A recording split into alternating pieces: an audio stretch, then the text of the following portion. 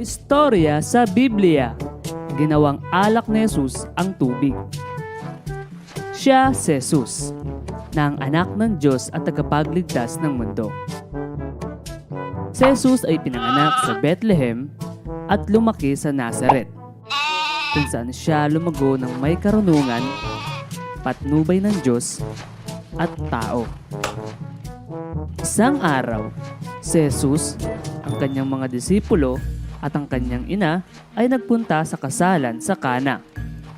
Sa kalagitnaan ng kasiyahan, ang alak ay naubos na. Kaya naman, ang ina ni Jesus na si Maria ay sinabi sa kanya, naubusan sila ng alak.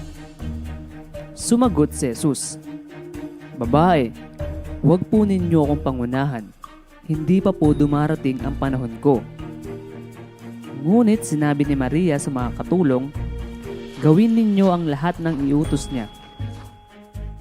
May 6 na tapayan doon na ginamit ng mga Hudyo sa ritual nilang paghuhugas.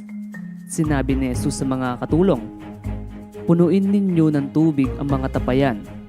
Nang mapuno na ang tapayan, sinabi niya, "Sumalok kayo at dalhin sa namamahala sa handaan."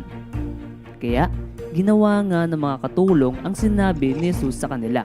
Nang tikman ng namamahala ang tubig na naging alak, hindi niya alam kung saan ito galing. Pero alam ito ng mga katulong. Kaya, pinatawag niya ang lalaking ikinasal at sinabi, "Karaniwan, ang espesyal na alak muna ang inihahanda, at kapag marami nang nainom ang mga tao, saka naman inilalabas ang ordinaryong alak. Pero iba ka, dahil ngayon mo lang inilabas ang espesyal na alak." Ang nangyaring ito sa Kana sa Galilea, ang unang himalang ginawa ni Jesus. Sa ginawa niyang ito, ipinakita niya ang kanyang kapangyarihan at sumampalataya sa kanya ang mga tagasunod niya.